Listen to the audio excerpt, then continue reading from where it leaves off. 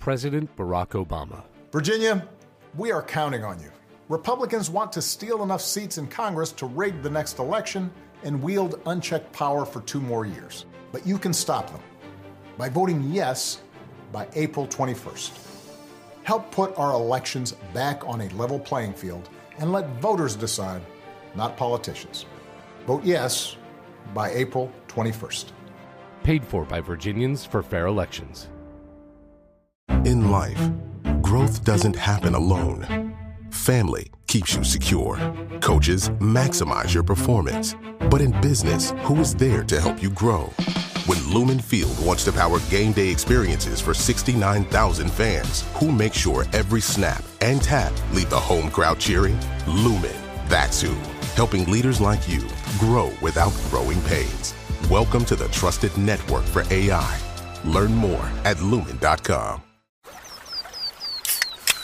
Busch Light is cold and smooth and waiting for you to get out there. Everyone knows that the classic taste of Busch Light is brewed for the outdoors. So before cracking open your next adventure, grab a case of Busch Light. Because nature is even cooler with Busch Light in your cooler.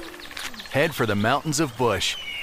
Enjoy responsibly. Copyright 2026 Anheuser-Busch Busch Light Beer, St. Louis, Missouri. You want an atomic pepper, Mr. Manolino? Nah. You guys go ahead. Huh? I'll do it if you will, Lloyd. Okay. You go first. No, no. You go first. No, you go first. No, you go first. No, you go first. I always go first. Yeah. Why don't you guys both stop acting like a couple of pussies and go at the same time, huh? That sounds like a dare, Harry. It's a double dare. Yeah, okay. You're on.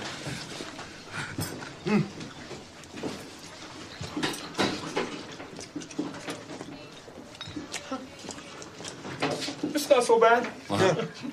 It's more tingly than hot. Yeah.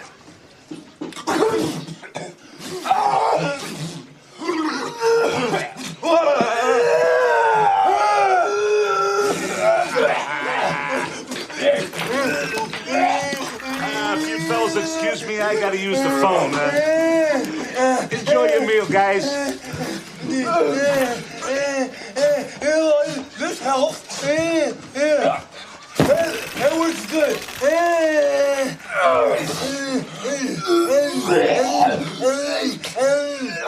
What's up, y'all? This is Andrew from Bowling Green, Kentucky rock band Kiss Kiss Bang.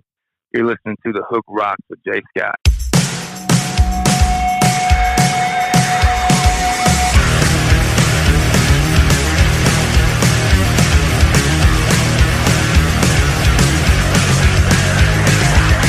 Woke up on the edge of a new buzz, half cocked and I'm dying of boredom. Took a hit to find out what it does, I do it just because. Wired like a wolf in a hen house, let's double the dose and get down. Say what, say you're up and I'll come round, always on the run. Cause I can't tell you where I'm gonna be. Anything like yesterday, you know I'll pay for it in the morning. Free bird flying high on killing time. And all I really wanna know right now is when you're gonna crash tonight.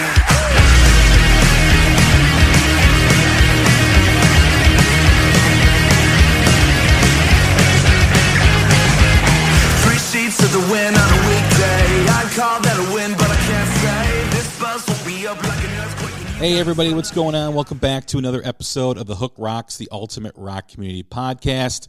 Hope you're doing well, staying safe, staying healthy. Hope you're enjoying the springtime weather.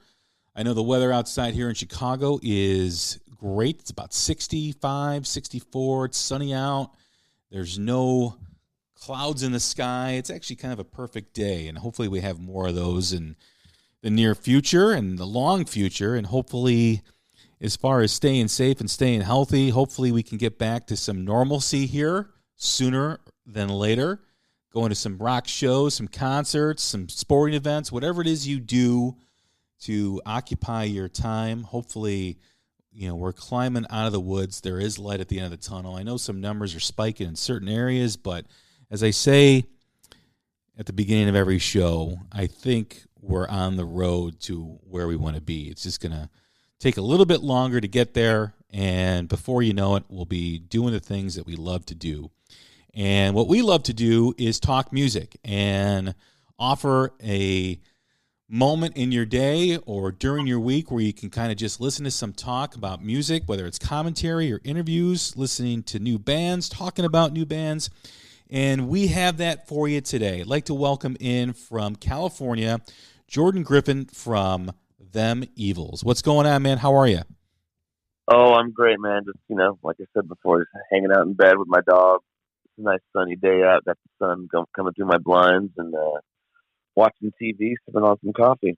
There you go, man. There you go. I can't complain. Yeah, in this day and age with what everything is going on, it's really hard to find things to complain about, I agree. There's not much to complain about aside from not being able to go to shows and play shows, but everything else is just fine and dandy. Yeah. And we're going to get into all that. There's a lot to talk about. But first, we always begin the same way every time we have a first-time guest on the Hook Rocks, and that is the whole essence of the show. The whole purpose of the show is just like every rock song has a hook that sucks you in. Every rock fan has a moment, whether it's a song, an album, a band, or performance that hooked you on rock and roll. What was it for you? It was Master of Puppets by Metallica. Well, that's a defining record. What was it about the album? Was it the music, the album cover? What was it for you? Well, I was a kid. I was about 14. My uncle showed up to my birthday party. He goes, "This is the album. This is the one." I popped it in, and it was just so heavy. It started out with Battery, that little acoustic guitar, and I was like, "What the hell is this?" And then the riff came in, and I was hooked. And the Master of Puppets came on. They had the perfect, heavy metalness mixed with these weird, like major guitar acoustic chord progressions. And I was like, "What's going on here? It sounds like Christmas music meets heavy metal." And I was just hooked. The riffs were badass. James Hetfield, the way he sung, what he sung about was so evil and just killer, and it caught my ear. And then Kurt Hammett's guitar solos were just out of this world. And I was hooked instantly. And, Metallica still to this day is one of my favorite bands, and in my opinion, one of the best bands to ever, play music and heavy metal. And they play live, and their shows are just fucking amazing, and they always kill it. There are two bands in my life that gave me a holy shit moment. And the first time I was 8 years old, 1980, probably younger than that. I was probably 7, 1982. And I was home from school, and I snuck the Van Halen vinyl from my brother's room, and I put it on with headphones, and I was like, holy shit, like, what is that? What is going on with this, And probably about 4 years later, we had a radio station in Chicago called WVVX. And I liked, all the hard rock, whether it was, Motley Crue or Van Halen or all that stuff. And they came on the air one night, and because they only were on the air from 7 p.m. to midnight because the signal wasn't that strong. And all they did was play hard rock and heavy metal. And they started the show with Master of Puppets. And I was never exposed to anything like that prior, the thrash metal and everything. And I remember just staring at my stereo, trying to figure out, going, holy shit, what is this? Like, this is something I've never experienced before.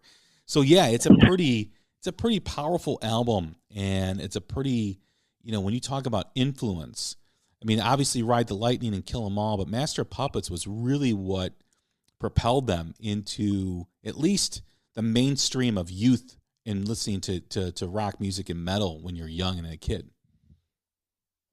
Yeah, I would totally agree. Kill 'Em All, just slaps you in the face. Ride the Lightning, kicks you in the balls, and Master of Puppets just comes in and just fucking hits you with a, semi truck. Everything about that album, it's flawless.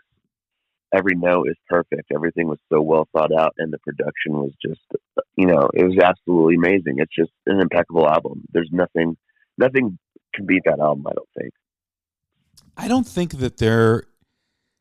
Metallica has been able to touch that ever since. It's almost perfect, right? I mean, I agree. Yeah, I mean, it's pretty close to perfect.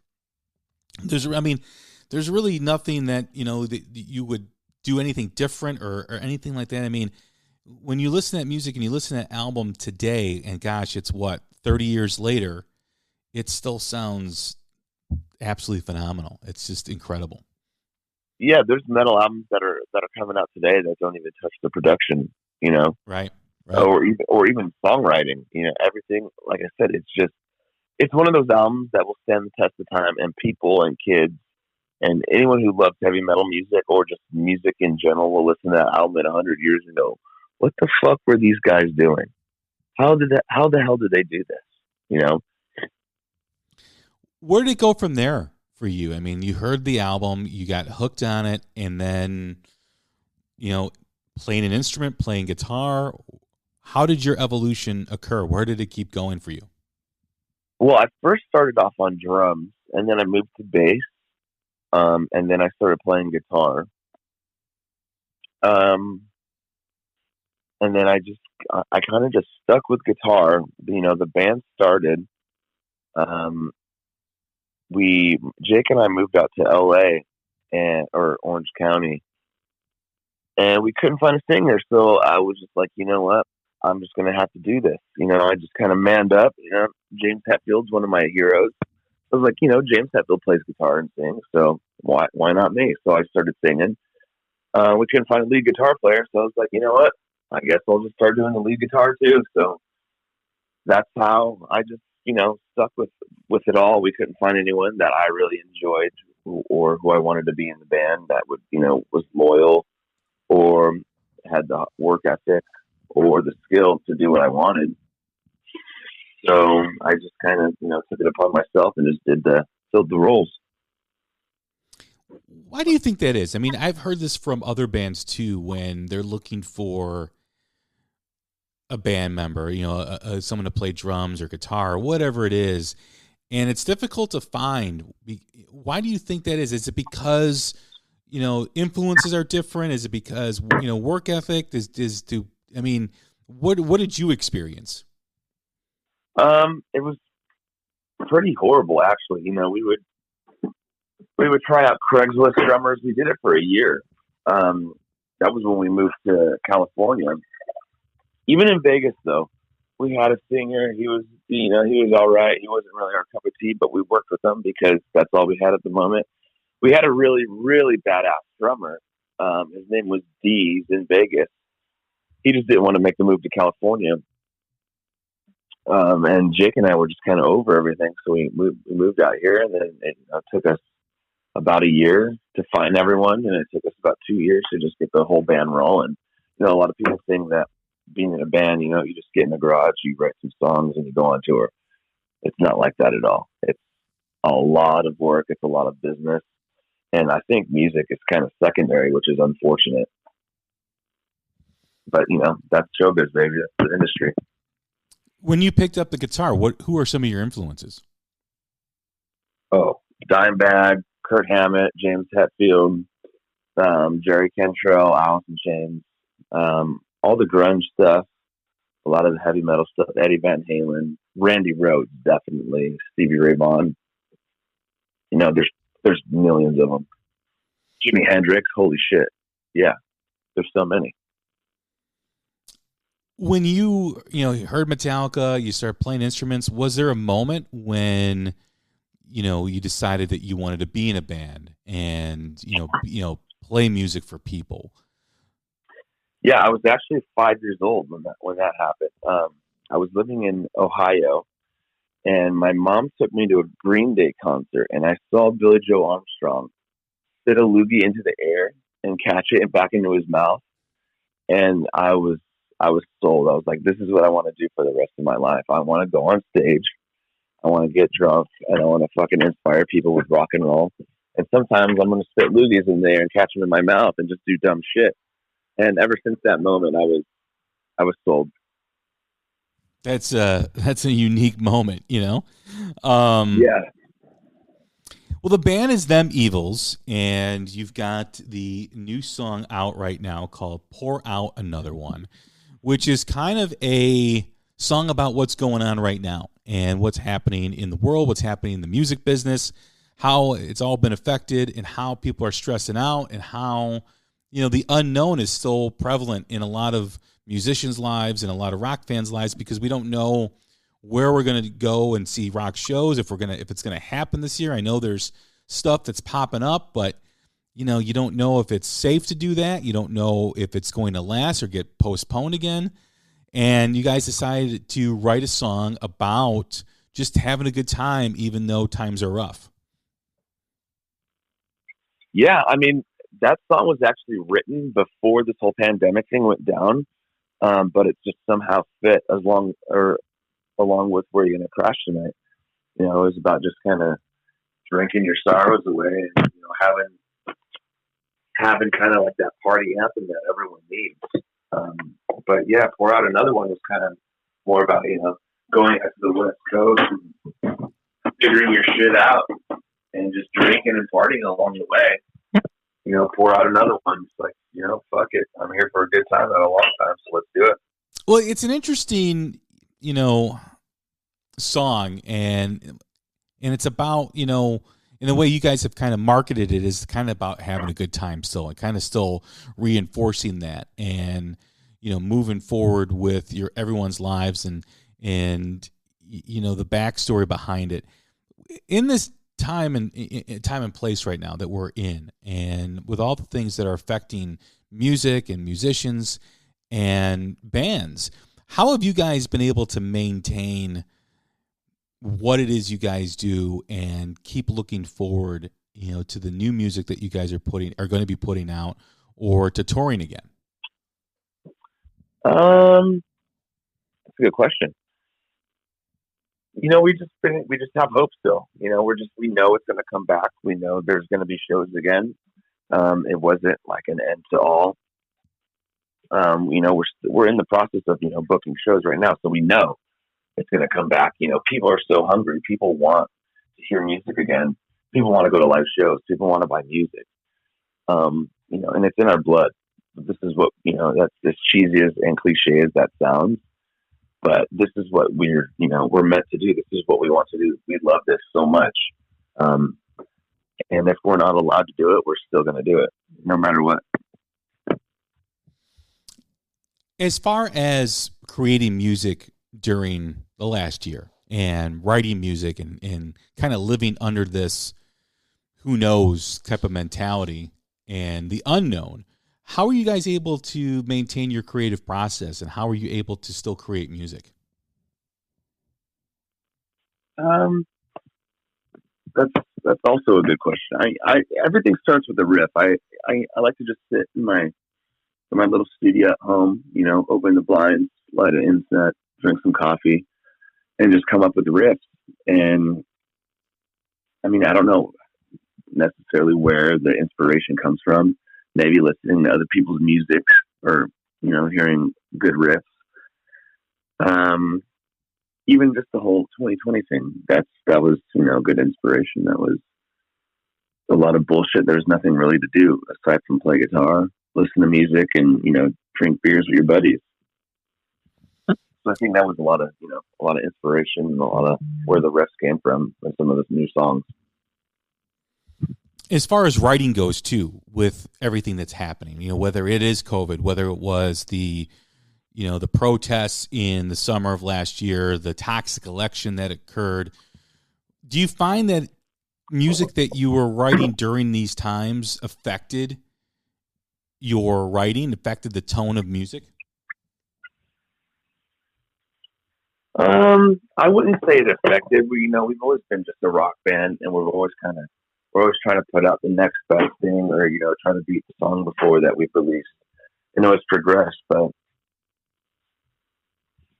that's, you know, I think the songwriting, you know, it's always affected by your last song or always what you're going through, but it didn't change really who we are as a band. didn't really change our outlook on what we write about. It's always about drinking, partying, women going on tour and getting drunk with your boys and fucking playing in front of people. And once that happens again, we'll just keep writing about it. Have you guys made enough material? I know you released a couple other singles during the pandemic. Have you been able to write more material for any upcoming album or anything like that? Yeah, so we're not doing albums, but we are writing a lot. We are always coming up with new material. We have a few songs right now that we kind of recorded the structures for. We did the guitar, the bass, the drums, some scratch vocals.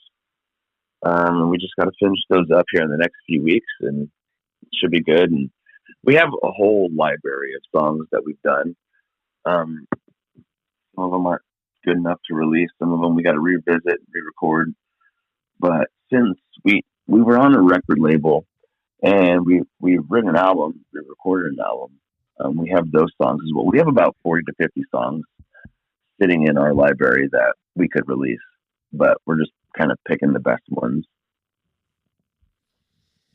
When you think about right now with rock music and rock and roll, and the common theme is everyone's talking about rock being dead and fighting against that idea. And we all know that rock is never going to die. It's always going to be here. When you hear that stuff and you've experienced COVID and, kind of the slowdown in music and how it affected people, where are your thoughts? I mean, I think 2021, when you look at the landscape and all the music that's coming out and how popular it seems to be growing, and especially with the younger kids, I think it's poised for a giant comeback, a giant leap from where it was prior to the pandemic. What are your thoughts, and how do you feel about that? Oh, I strongly disagree. There's some of the best rock bands that are coming out right now, like Royal Blood, Rival Sons, Them Evils. There's just so many. Like, I was listening to a playlist the other day, and it was just called New Rock. And I was hearing some of these bands and some of these songs. I was like, holy shit, what the fuck is going on? Why haven't I heard this music? And that just goes to show that, rock music isn't dead. People still love it. People are really good at it. People are still creating it, and it's just not in the mainstream. That's the only thing. It's not cool to listen to rock and roll. You have to enjoy rock and roll thoroughly to even go out and look for it, which is unfortunate because, it's all about this, the rap in the country, which I don't dislike. I think rock and roll is way better, and, it's just an elite genre of music, and it's more honest than anything else. There's no bullshit.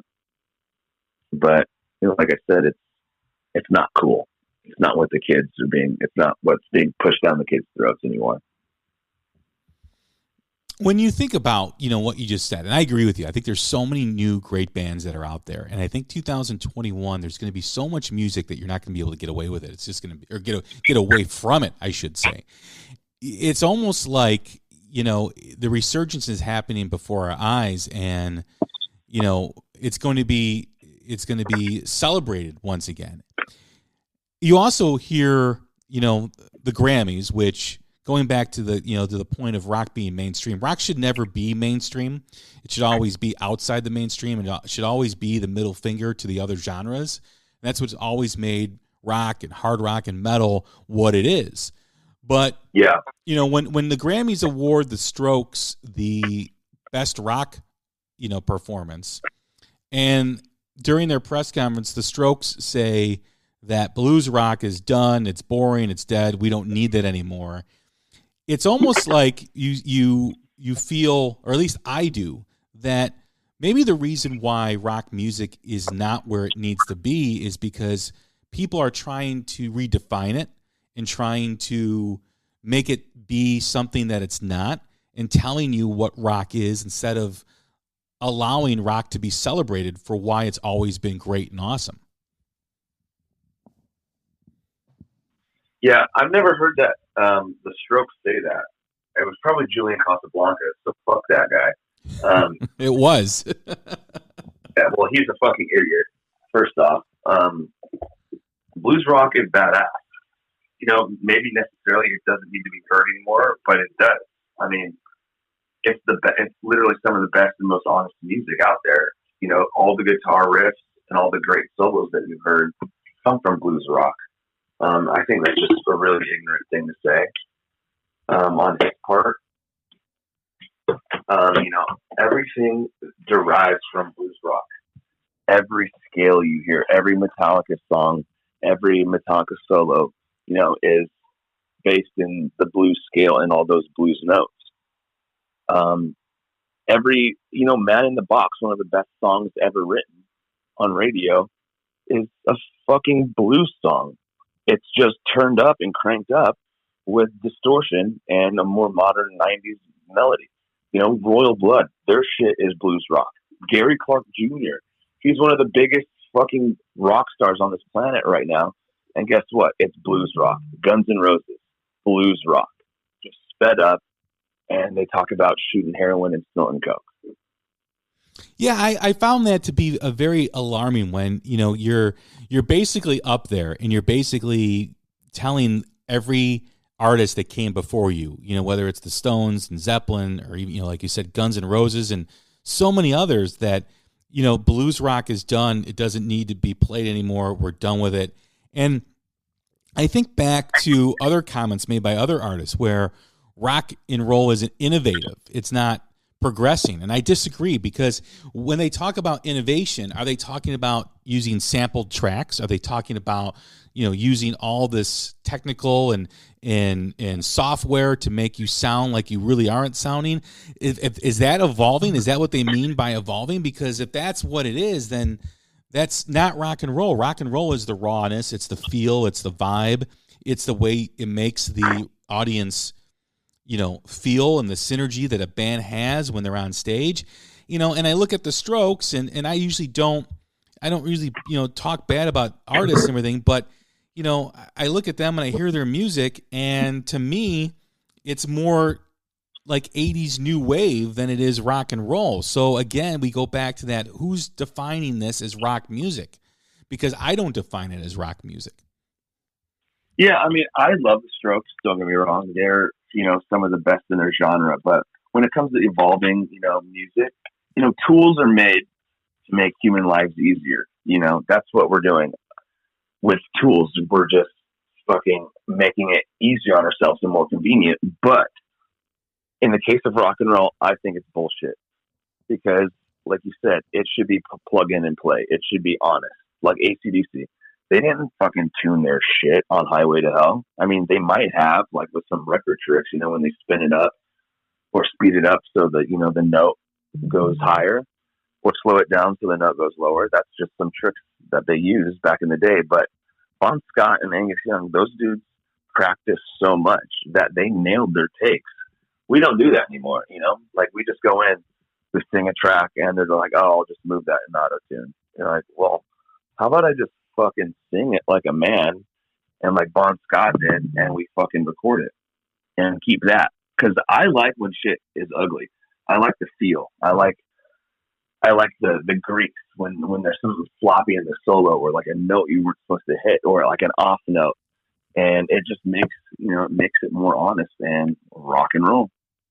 Everything is perfect nowadays, and it's kind of lame to me.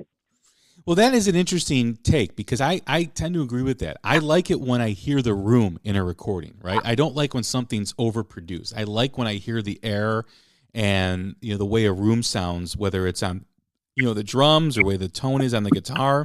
And I think for especially, maybe 10 years ago and even before that, there seemed to be this movement towards overproducing things and making things sound very compressed, and I think a song loses its way when it's like that, because it doesn't have any room to go anywhere. Where if you listen to the Zeppelin songs and Guns N' Roses and Metallica's, you can feel where they're recording, you can feel what they were trying to do, and they had that rawness and that sloppiness in it. When you talk about, sloppiness, that there's a couple mistakes that Eddie Van Halen made in Eruption, but they left it in there. because it's honest. It's badass. Yeah. And, when you see, 30 writers on a song and 30 producers on a song, it's like, what the hell is this? Like, what, I don't even want to listen to it just based on that. It's like, I don't want something to come from an imitation. It's something that's not real. I want it to be organic and authentic, because that's what resonates with kids. It's what resonates with rock fans. I couldn't agree with you more, man. A lot of bands write with one or two writers, which is cool. I think it should be done because it gets the band outside the box. We even do it ourselves in a lot of badass rock bands that you see throughout the history of rock and roll, like Aerosmith. They write with a lot of people.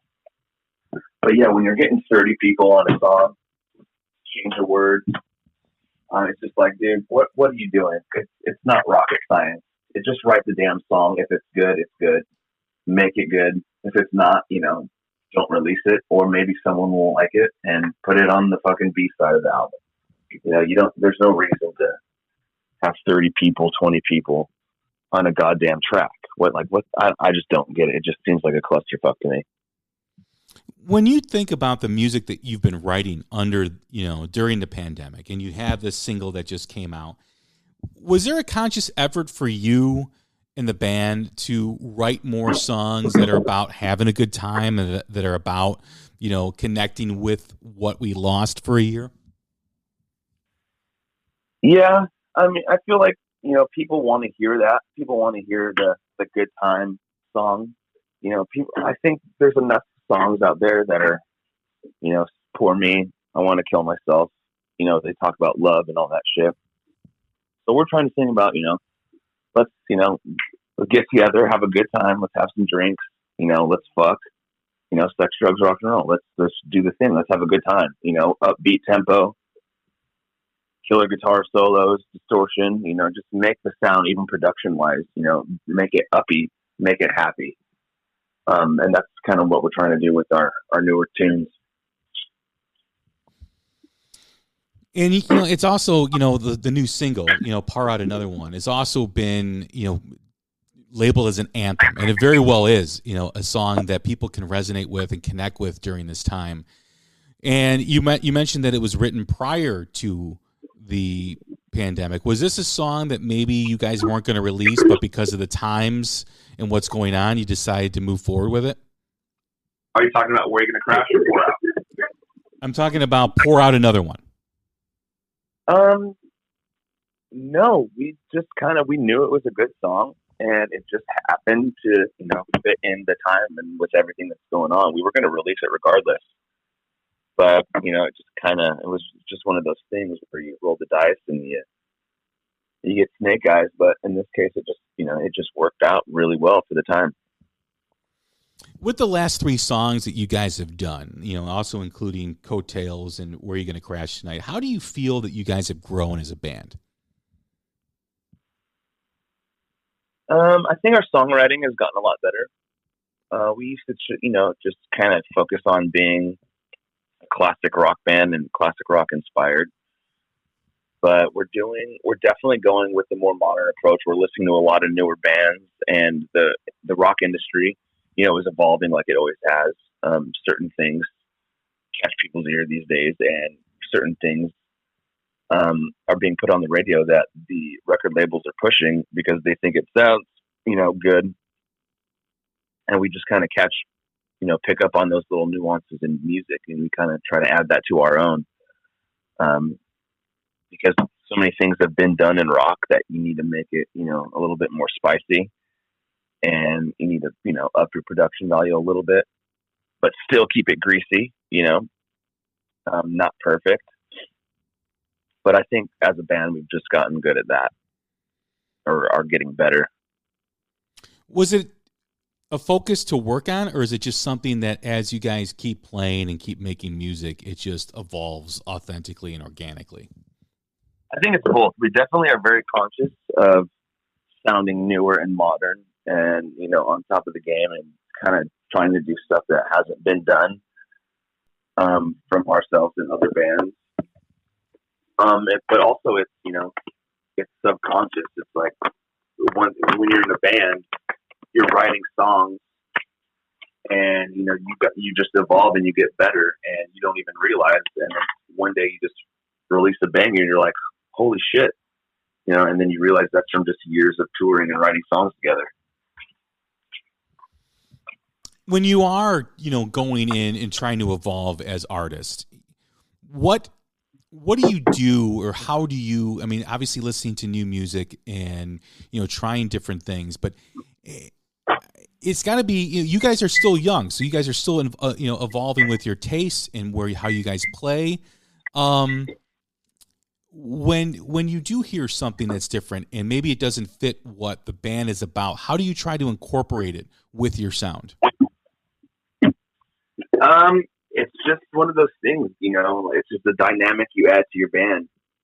You get in the band room and you work it out. If it doesn't work out, sorry. If it doesn't work out, you move on. You take that idea and you put it in another song.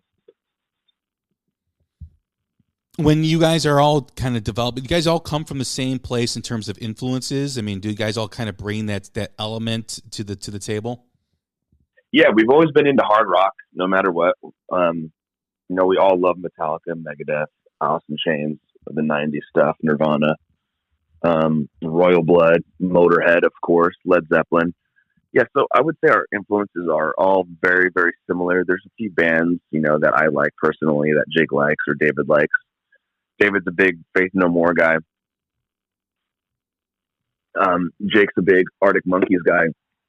And I'm a big, I would say, Alice in Chains, or I don't really know if there's a band that I like a lot that they don't. I would say maybe like Frank Ocean, like a little bit of R&B and blues rock. I don't think those guys listen to that much. But it's just, you got to listen to other people's genius to create your own. And I think all of our influences and inspirations come together, and, it makes them evils.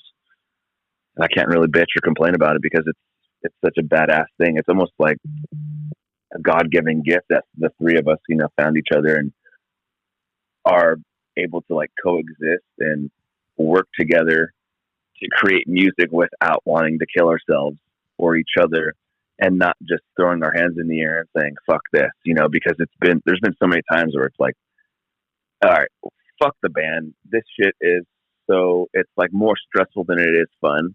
But at the end of the day, we're like, this is what we want to do. So we just got to deal with it. How hard was last year on you guys, or the past year, on you guys as a band? It was rough. We're still, cutting down the weeds, I would say. Last year we're kind of like, there wasn't any revenue coming in. There was no money. There was no touring. Our streaming kind of slowed down a little bit because we weren't on a record label, and we didn't have the money to, push our songs or push what we already had out. So we were just kind of banking on the people that already listened to our music to just kind of keep it alive. And, we did some social media stuff. We sold, we did like auctions and stuff like that, and interviews to keep everything alive. But it was definitely a rough year because there's no touring, and we're a touring band. But, we wrote songs and we were in the studio, and luckily we had that, because I don't know if we would have survived. It's got to be, tough to deal with that. And also, was there any moment where maybe the band was not going to be able to continue?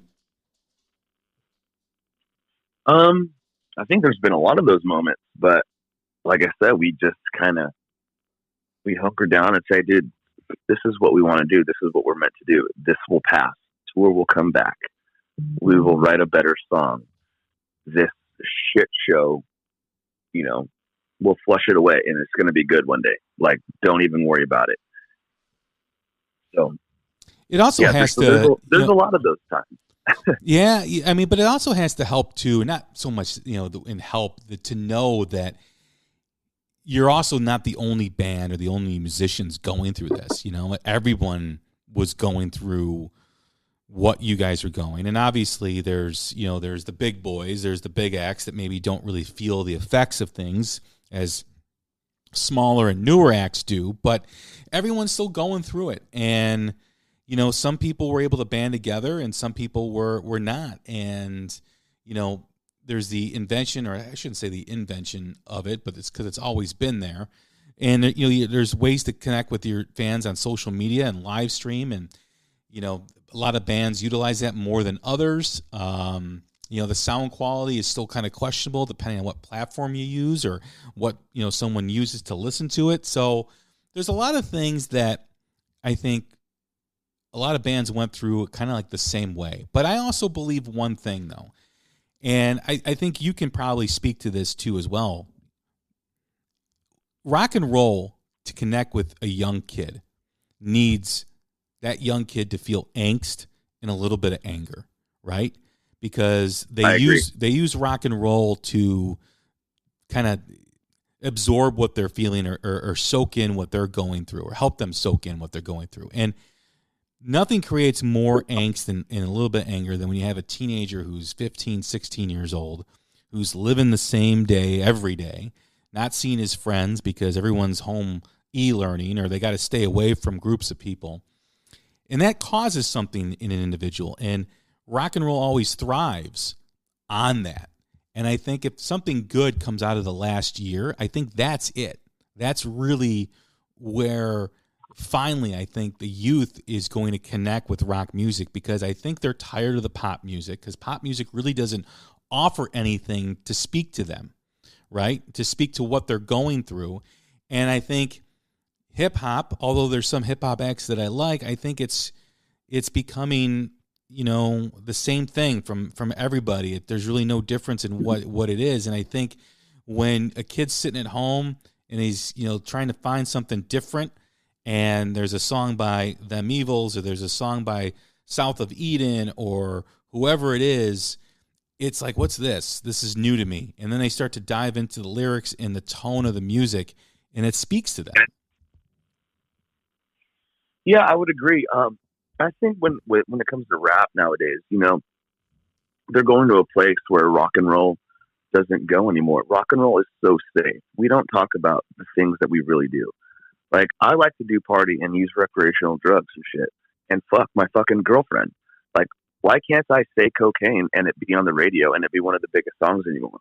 But, you know, we have a guy in the rap industry who talks about, you know, hitting his fucking girlfriend, driving drunk, and doing a whole bunch of Xanax, and all of a sudden he's like the biggest fucking artist.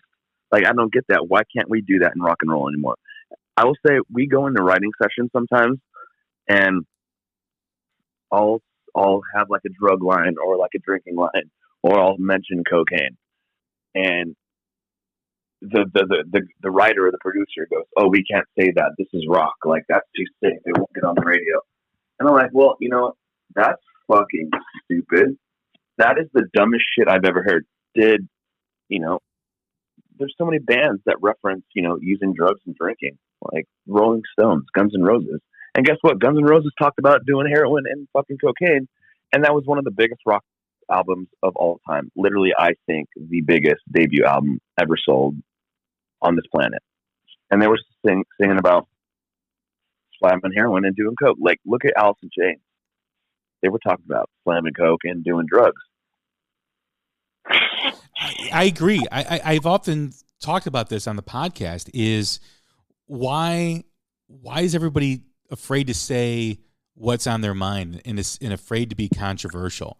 And, you know, I don't think in rock and roll there's a big cancel culture in rock music. I just don't think that there is, because rock fans don't really get tied up into that stuff and don't really give a shit. I mean, obviously there probably is a percentage that does, but rock and roll, like I said, has always been about the angst, the anger, and the middle finger.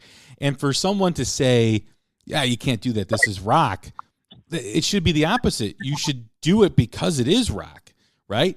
Exactly. You know, and what happened to the rock stars? What happened to the larger than life people that didn't care what anybody thought? They didn't care if they're, you know, had assless chaps on stage. They didn't care if they were singing about Hot for Teacher, you know, and you know, whatever in the video. It's just mind-boggling how, I agree with you, hip hop is more rock and roll in terms of the attitude than rock and roll is, and that's wrong. It shouldn't be that way. Isn't that bizarre? Totally. So bizarre. We started off being, the bad boys and singing about not giving a shit, and all of a sudden we're writing songs and we care now. It's like, what happened? Where did this go wrong? I don't know, man. I've tried to figure it out as well. And, I've often thought too, like how would Motley Crue or Guns N' Roses maintain a career now, like in present day? And based on what I experienced with both bands growing up and listening to their music, I don't think either band would care. I don't think that they wouldn't silence or censor themselves. I couldn't see Axl Rose censoring himself. I couldn't see Tommy Lee censoring himself. I couldn't see that happening at all, ever. So why do rock bands and rock artists do that now? I just don't get it. Maybe that's why they don't make records anymore, because what they want to say and what they want to sing about and what they know what rock and roll is really isn't rock and roll anymore. I'm still amazed that The Dirt, the movie, the Motley Crue movie, even made it to release, because I kept thinking to myself, there's no way, if it stays true to the book, there's just no way they can release that movie. And they did, and it got a great response, which I was happy about.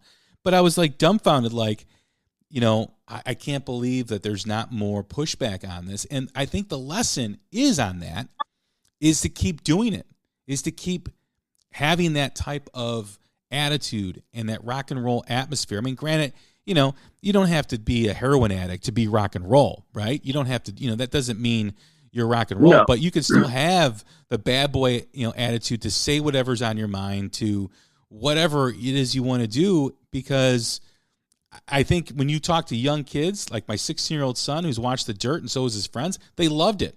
They loved it. And if you want to capture that audience, there needs to be more of it. Yeah, I agree, man. I mean, that's what rock and roll is. Everyone has been saying sex, drugs, and rock and roll for so many years. I think you're allowed to, you don't have to be safe. You don't have to be sober to, make it in this industry anymore. You're allowed to enjoy a few drinks, get a little wild on stage and say what you want. It doesn't have to be safe all the fucking time, and it is. People like Josh Homme kicking someone in the fucking face with a camera. That's rock and roll, but he had to apologize. He still fucking did it. That was cool. He had a few too many tequila shots. Badass. That's what happens. That's the industry to do it in. Sometimes you get drunk, you say some shit you don't mean, but you know what? It was on your mind, so you said it. And it's not like that anymore. I always believe that old, description of controversy. No bad controversy. No controversy is bad controversy, right? No press is bad press. And exactly. If you're a rock and roll artist and you have people showing up at your show to protest, you're doing something right. And there's a lot of handlers in the music business. There's a lot of PR people. If someone's telling you not to say something, you need to be with somebody different, in my opinion. You need you need to be with somebody who encourages your voice instead of tries to pre-censor or pre-silence you. That's just the way I look at it. Yeah, I remember we were on tour with the Pretty Reckless, and my manager told me to not say fuck on stage because there was a lot of young girls in the crowd. And I was like, what the fuck? Did you just tell me that you told me not to say fuck? Like, I'm going to go say fuck now every sentence, every other word, just because you told me not to. And I told Taylor Momsen, the lead singer of the Pretty Reckless, and she goes, dude, that is the dumbest shit I've ever heard. You're in a fucking rock and roll band. Say fuck as much as you want. And I go, exactly. Next time someone tells me not to say or do something, I'm going to do it 10 times fucking harder, just out of spite. I took my son to see Metallica. Gosh. Oh, man. We're 2021, so I want to say 4 years ago. I took him to see Metallica at Soldier Field in Chicago. And he was 12 at the time. And we're sitting there, and the dude behind us is just, I think, smoking a joint through the whole show, right? I mean, just rolling the whole show. And, the smoke is going on us and over us and everything. And, my son's looking at me like, what should I do? And I just said, hey, man, you're here to see a rock show. Just don't pay attention to it. Just keep rocking. That's what he wants to do. That's what his choice is, And we had a good time. But it's like I didn't like tell the guy, I did kind of give him a look when he was kind of blowing it in my son's direction. I'm like, dude, he's like 12. Can blow it somewhere else. I don't mind. I don't mind that you're doing it, but just blow it somewhere else. Yeah, totally. But yeah, I mean, like if you take your kid to a rock show, you should expect to hear and see things, that a 12-year-old, a 10-year-old maybe shouldn't see, but you're taking them there, so you have to expect it. Yeah, what do you expect? You're going to a rock and roll show. This is where the shit happens. This is where people let loose and smoke pot and say fuck and, let all their anger out. I remember seeing concerts when I was young, 12, 13 years old, and the amount of fake boobs that I was exposed to before I got into high school was like, it was like a rite of passage. It was like, like the first time, I saw, a half naked woman in the flesh was like at a show, at an Ace Frehley concert. And, I was with my friends, we were 12 years old, and we were just like, when we went back to school the following day and we told our friends where we went and the experience that we had, we were like celebrities. Like we had to keep repeating the story like over and over again and what we saw and what we experienced and everything. And, I didn't, my life wasn't ruined at that point. Nothing happened to me that was bad. I mean, it was rock and roll. And I've often thought about why there's a reluctance to be a rock star, why there's a reluctance to, and I think that's a huge problem with connecting with the youth. I mean, we talk about mainstream and being, in front and center and being on commercials or using music for being commercials. The bottom line is when young kids will start to connect with it is when they feel that bad boy, that rebel image, and they connect with it. Yeah, totally. I mean, that's how I connected with it. I didn't necessarily know this when I was a kid, but Billy Joe Armstrong with Green Day, he was singing about staying up all night doing meth and coke and not being able to sleep and paranoia, like geek stink breath, brain stew, having trouble trying to sleep. He was fucking railing lines of meth, and that's how he wrote all his songs. Like you listen to all his albums, Dookie, Insomniac, it's literally about staying up and doing drugs. Well, unfortunately, we can't solve all of rock problems, in an hour. But it's been a great conversation, Jordan. I really do appreciate it. Yeah, dude, thanks for having me. It's always fun talking about music. I'm so passionate about it, so I get worked up and pissed off sometimes. I just want to now I'm going to go write a riff and fucking try to be the next rock band, biggest rock band. So thanks for the conversation, man. I appreciate it. There you go, man. Thank you for doing it, man, and good luck with the new music coming out this year. Thank you so much, dude. All right, everybody, that's Jordan Griffin from Them Evils. Go check them out. Check out their new song, Pour Another One Out. I'm Jay Scott. This is The Hook Rocks, the Ultimate Rock Community Podcast. Stay strong, stay safe, stay healthy, and we'll talk again soon. Thank you.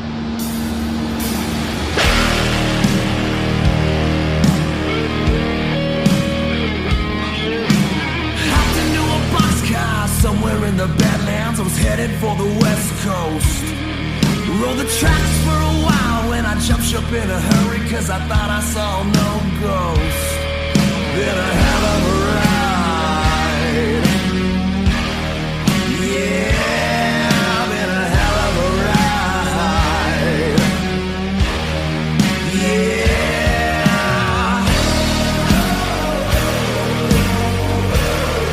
Gonna pour out another one.